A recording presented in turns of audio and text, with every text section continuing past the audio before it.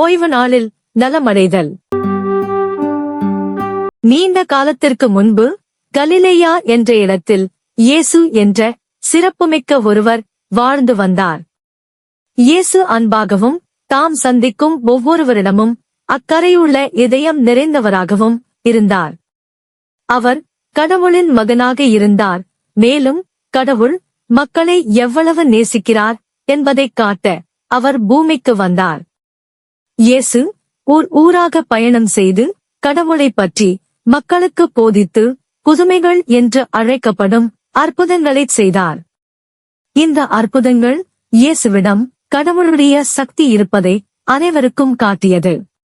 அவர் நோயற்றவர்களை குணமாக்கினார், பார்வையற்றவர்களுக்கு பார்வை அளித்தார், சில நேரங்களில் இறந்தவர்களை மீண்டும் உயிருடன் எழுப்பினார். ஒரு நாள் இயேசு தொழுகைக் கூடத்திற்கு, அதாவது மக்கள் வழிபடும் மற்றும் கடவுளைப் பற்றி அறிந்து கொள்ளும் இடத்திற்கு சென்றார். அன்று ஓய்வு நாள், அதாவது இஸ்ரேல் மக்கள் எந்த வேலையும் செய்யாமல் இறைவனைப் பற்றி அறிந்து கொள்ளவும் இறைவனிடம் வேண்டுதல் செய்யவும் மட்டுமே பயன்படுத்தும் ஒரு சிறப்பு நாள். இயேசு கற்பித்துக் கொண்டிருக்கும்போது கை சரியாக வேலை செய்யாத ஒரு மனிதனை கவனித்தார். அந்த மனிதனின் கை பலவீனமாக இருந்ததால் அந்த மனிதனால் அதை பயன்படுத்தி எதையும் செய்ய முடியவில்லை. சிலர் இயேசுவை மிக உன்னிப்பாக கவனித்துக் கொண்டிருந்தனர். ஏனெனில் அவர் மேல் குற்றம் சுமத்த காரணம் தேடினர். எனவே ஓய்வு நாளில் அவர் அந்த மனிதனை குணப்படுத்துவாரா என்று பார்க்க விரும்பினர். இந்த நாளில் ஒருவரை குணப்படுத்துவது தவறு என்று அவர்கள் நினைத்தார்கள். ஏனென்றால் யாரும் இந்நாளில் எந்த வேலையும் செய்யக்கூடாது. ஆனால் அவர்கள் என்ன நினைக்கிறார்கள் என்பதை இயேசு அறிந்திருந்தார். எனவே அவர் கை வலுவிழந்தவனே எல்லோர் முன்னிலையிலும் எழுந்து நிற்கச் சொன்னார். பிறகு இயேசு கூட்டத்தினரை நோக்கி கூறியது, உங்களிடம் ஒன்று கேட்கிறேன், ஓய்வு நாளில் நன்மை செய்வதா தீமை செய்வதா, உயிரைக் காப்பதா அழிப்பதா, எது முறை? மக்கள் எதுவும் பேசவில்லை, அமைதியாக நின்றனர். இயேசு தம்மைச் சுற்றியிருந்த அனைவரையும் பார்த்து மிகவும் வருத்தப்பட்டார். ஏனென்றால் அவர்கள் மற்றவர்களுக்கு உதவுவதில் அக்கறை காட்டவில்லை. பிறகு அந்த மனிதனை நோக்கி,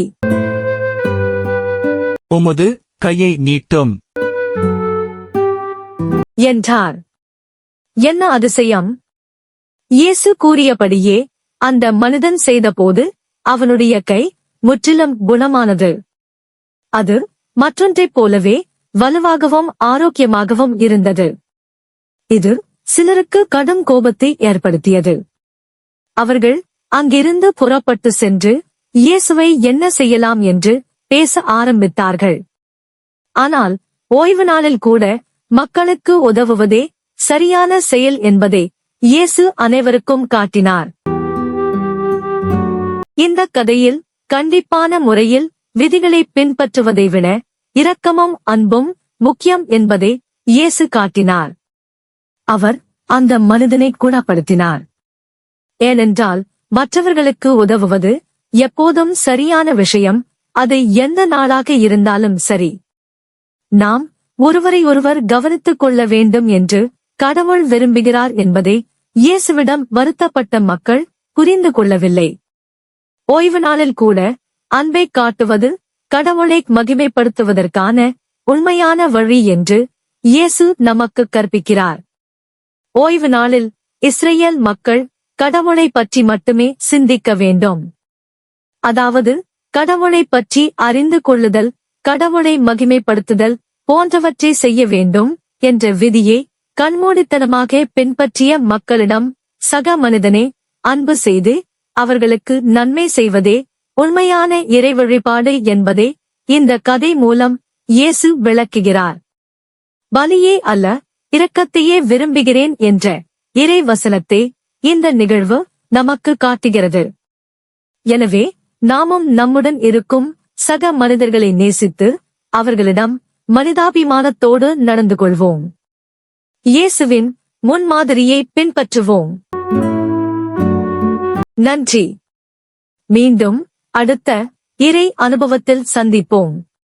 அதுவரை இறைவனில் வளர்வோம்.